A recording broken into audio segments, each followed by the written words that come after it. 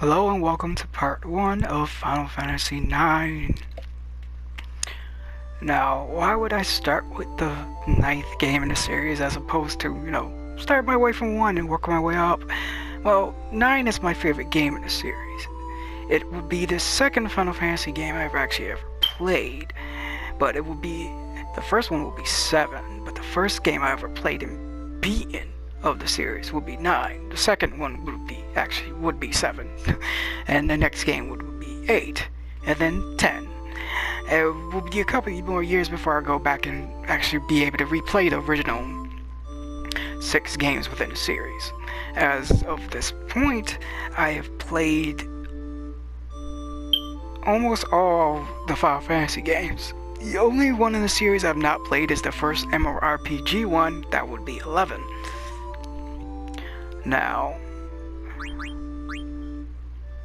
this will be the HD port of the PC version of the game. So, let's begin. Now, cutscenes have no voice acting, so I won't be super silent for all of them, but I will be quiet for a few. So, starting with this one.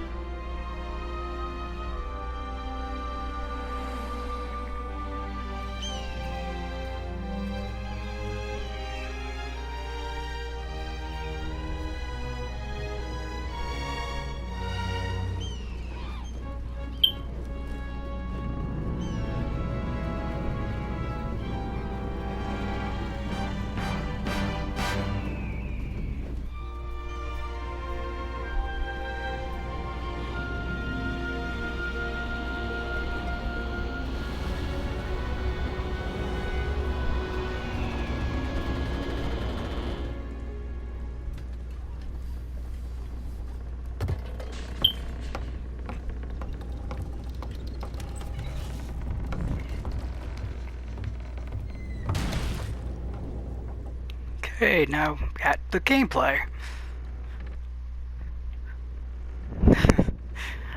Well, this would be our main character of the game, Zidane Tribal. Of course, the game will pop up with controls if you never played the game before. I've played Final Fantasy IX countless times, so I won't really have to go over too much.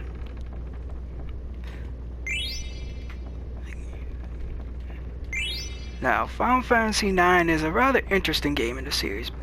It was largely released as a means to allow at the time Squaresoft to effectively make a game that plays a homage to its original 6 games within the series. Now, mind you, why with the first 6? Well, many of the themes in Final Fantasy IX take more from the original set of games, crystals, dark versus light, stuff like that, and it keeps up more with its medieval / steampunk theme, leaning a little bit more onto steampunk medieval stuff as opposed to like Final Fantasy VII, which had definitely a lot more take on weird cyberpunk, but not really, but only in certain areas type of deal. So this is the menu. The HD port of the game and the ability to basically max out your level, max out your magic stones and max out your currency for those who played the game many times and just wanted to like break the game in half. I will not be doing that. I will be showing everything that I possibly can if I can remember. Now, since most of the information that is given is usually read by people who have instruction manuals, but since instruction manuals have gone the way of the dinosaurs in modern day gaming, the game has decided to give you some information on some of the characters over the course of the game. I'm sticking with Zidane's name since one of the earlier quirks for the earlier games is the fact you can name your main characters or all the playable characters in the game. I'm sticking with the original character names because that makes it much easier.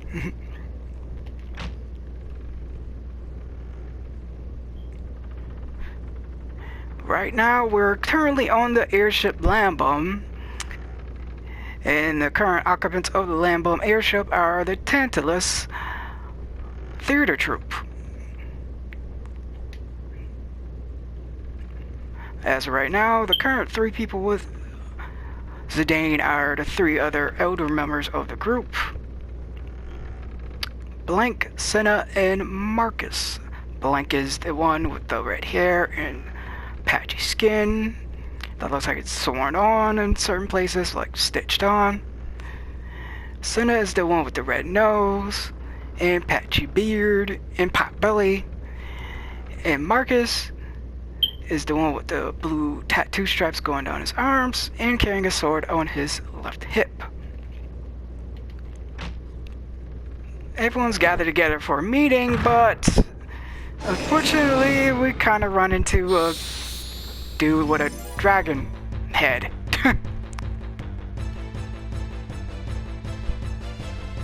And here we go, first battle of the game. I should have probably turned off the tutorial. Oh well. As this says with combat, if you've never played a JRPG before, you can issue commands for each character when their active time bar gauge is full by selecting a command from the list. You can use triangle to cycle through the characters with a full active time bar gauges. Basically, this means certain characters' actions are warranted by the active time bar. That time bar that is currently on the right hand of the screen, next to in the middle, your MP points, and to the left of that, your HP points, and then the characters' names, which is further to the left. Now, when the gauge is full, a character can perform their action. And now, if another character's gauge is full, but you don't want to use that character's action, you can just switch that character with another character's, as long as the other character has an active time bar. Now that is out the way, let us begin. Now, Zidane and the other Tantalus members are all technically Mage Masher on the first grab. That is good. That could probably and the whiz. I think that is everything. Oh, that is, holy crap, we are done. Now we can just beat up Baku. As I was saying, since all the elder members of Tantalus are thieves, you can have them all steal. Why would you want to steal? Because enemies in Final Fantasy 9 all carry 3 items. 2 normal items and 1 rare item. Now, having all 4 members who can steal makes that much easier, since the steal rate, the chance of you stealing gets much lower, gets harder to do, especially when you don't have certain abilities. As we saw, the masked man is Baku, and Baku is the leader of Tantalus, and he's currently giving you some information because Senna's HP was low, so he tells you to use a potion. I think this would actually be the first time I've ever seen this message pop up, but hey. Unfortunately, our gang has kind of got the runaround, and Baku proven to be a lot more tougher than he looks, despite, him wandering in with a dragon statue on his head.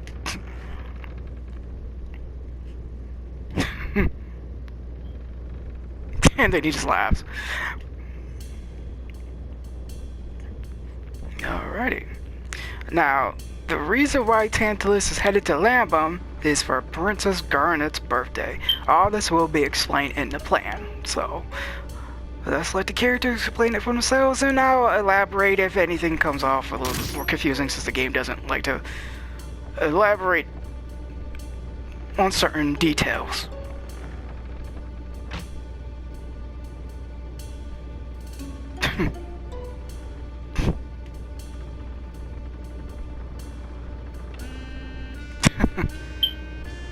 So as Baku gives away, the Tantalus group is not a theater troupe. Theater troupe is actually their face. So, because as he says, they're a group of thieves.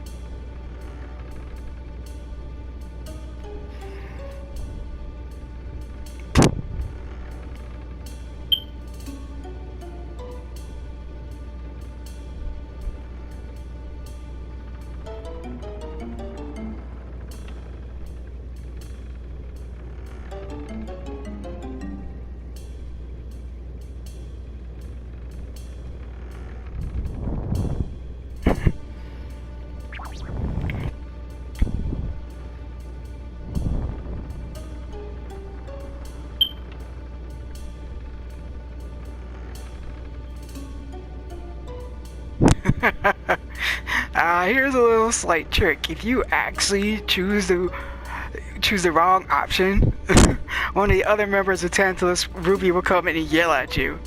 So, I would just go ahead and go with the original, just lie, so we can get things moving.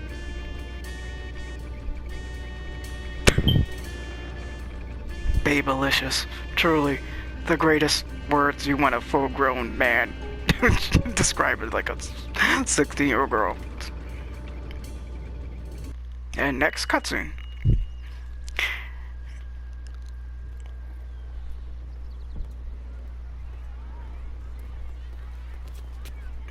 Oop.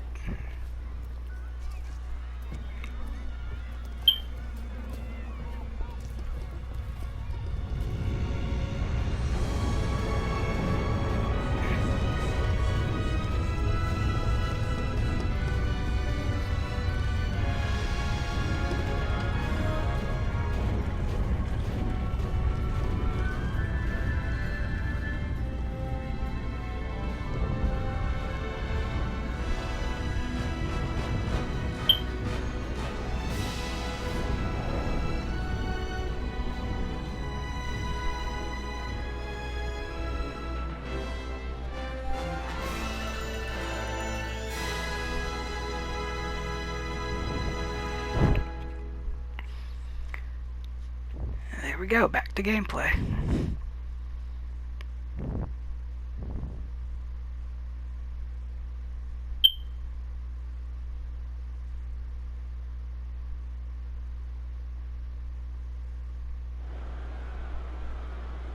And here we go, we're now in the kingdom of Alexandria.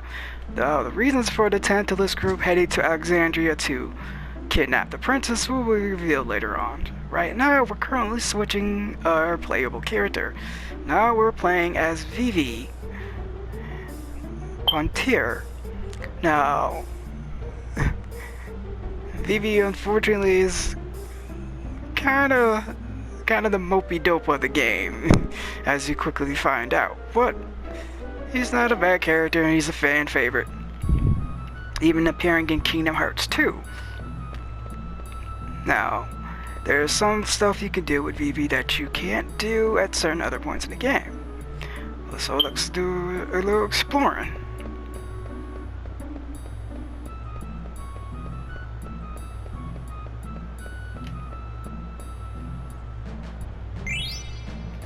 Our first Tetramaster card. Tetramaster is another card game within the Final Fantasy series. The other one, the most popular one in the game of the series, will be Final Fantasy VIII's Triple Triad.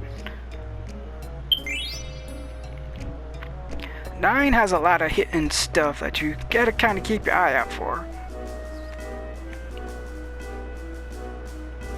The heroine statue. The statue was built to commemorate General Madeline, who fought in the Ninth Lambam War in 1389. At the tender age of 13, General Madeline fought against the Lamba army, only 9 soldiers under her command. She died in 1401, well before her time. As a quick message from the games, as you quickly find out, Lambam and Alexandria have had many wars. It's not the only kingdom. The 3 major kingdoms on the Mist continent, Alexandria, Burmecia, and Lambam, have had many wars, and that will be coming to a that will be a major plot point later on in the games. Oop. It seems like a lot of people just keep running into Vivi. Now we can also do some little more exploring. There's some people we can talk to, some other things we can snatch up, but for the sake of time, we'll just get the plot moving. Oh. And we just got our name drop of Torino. Torino is a city located not too far from Lambam, but Torino is not ruled over by a monarchy or regency. It's ruled over by the 4 noble houses: King, Queen, Jack, and there's that. As of right now, the reasons for all these people here is for Princess Garnet's birthday.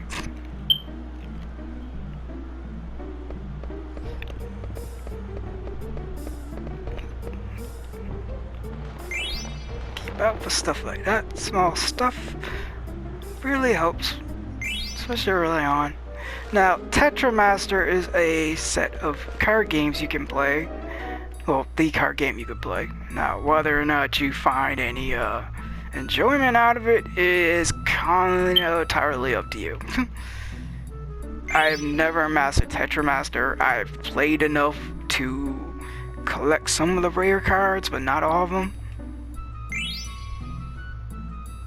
So it comes down to more of a matter of whether or not you're willing to put into the work. Tetramaster is definitely one of those 100% type of games, if you're possible to do so. Mind you, let me switch this around. I almost forgot to switch this. Let's put this to run, so I don't have to hold down the circle button. There we go.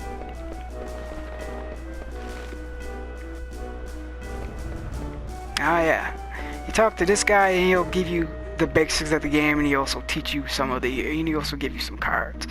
Now, whether or not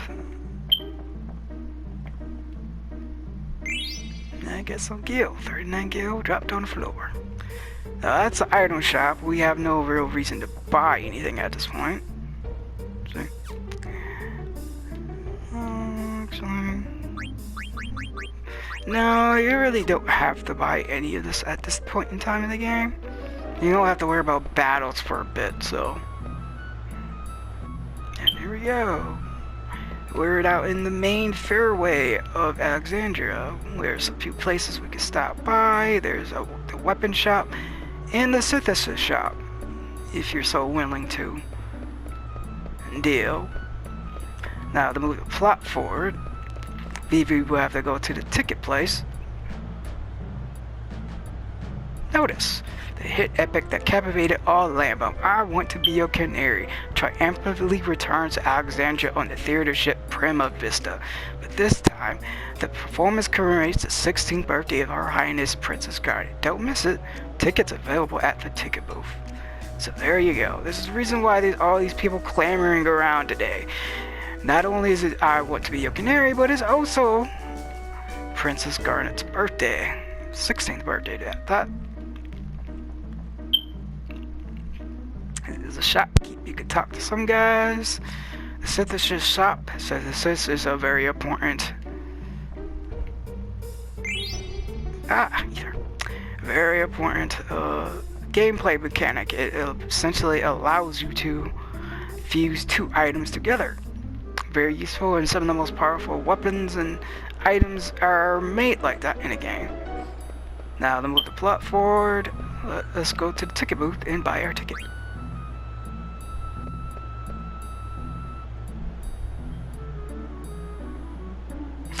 We could ask some questions if you want more flavor text, but let's show ticket.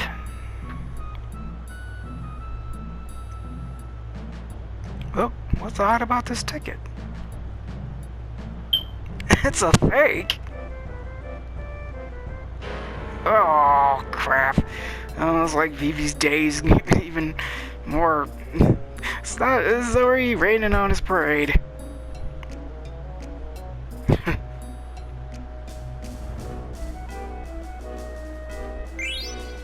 Oh, it gave us some cards. Goblin, Fang, Skeleton. Ah yes, Alleyway Jack. To learn more about cards. Good luck, lad. Since I'm not Tetra Master, I can do a quick look at the card system.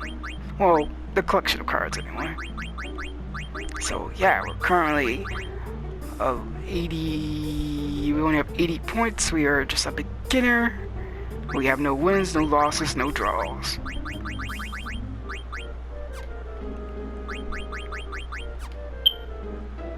Oh, well, that sucked. What else can we do? Let's go down this way. Oh. Yeah, it's like Vivi's dig is even more crappier. So don't get mad at me.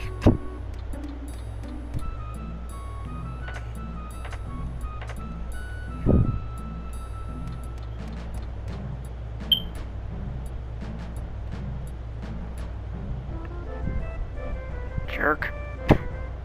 Oh, it's that rat boy again. Jeez, how do you know that?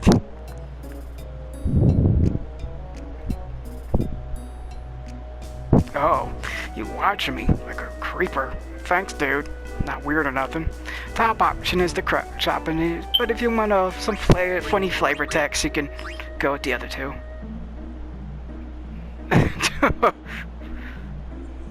Really? You're gonna tell the black-looking kid you want to become my slave?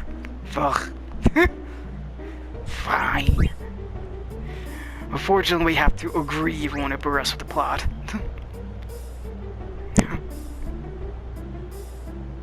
Yep, okay. That's easy enough to do.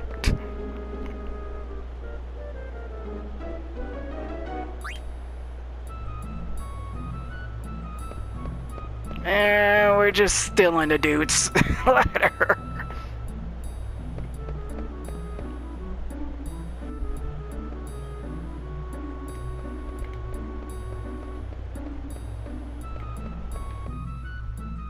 Well, what's going on in here?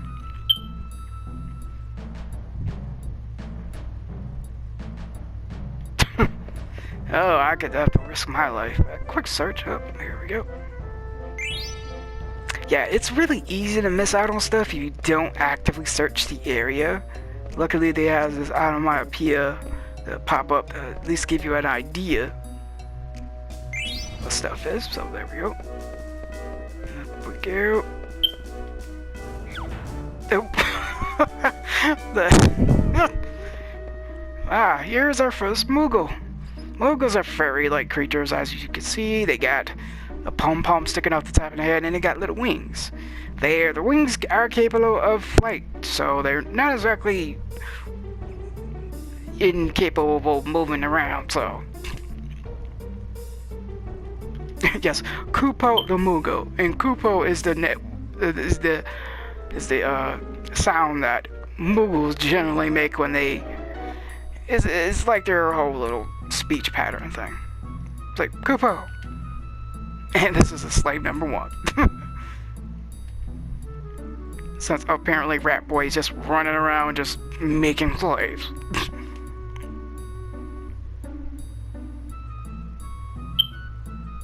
Ah, yes. It turns out the save points of the game are Moogles. Moogles got save diaries. And they also explain the regaining your health mechanic with a tent. I will agree, since I don't need to have the information retold to me.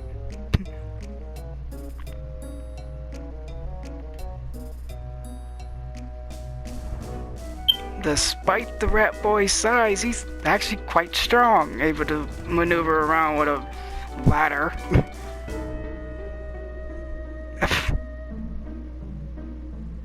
Oh, here's another mogul. Stout skin.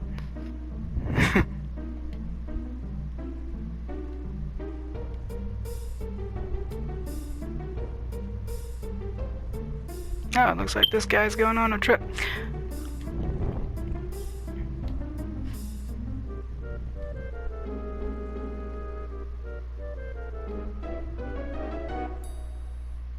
Ah, there's another Moogle in a castle. Yeah, a lot of Moogles in a lot of places that you can able to get to. So saving within certain places will obviously will allow you to be able to progress your game without worrying about, you know, dying and letting the game in on you.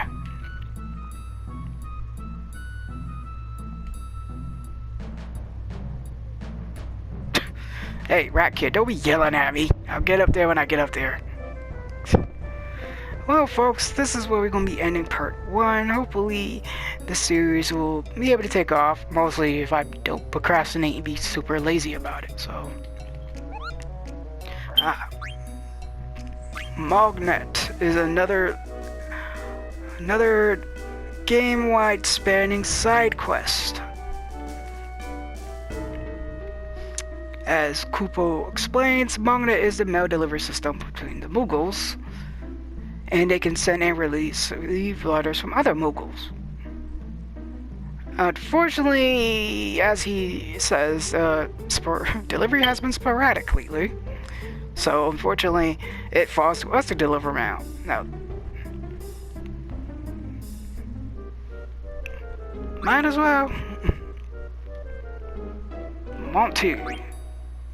Thanks, Kupo. Now let us save.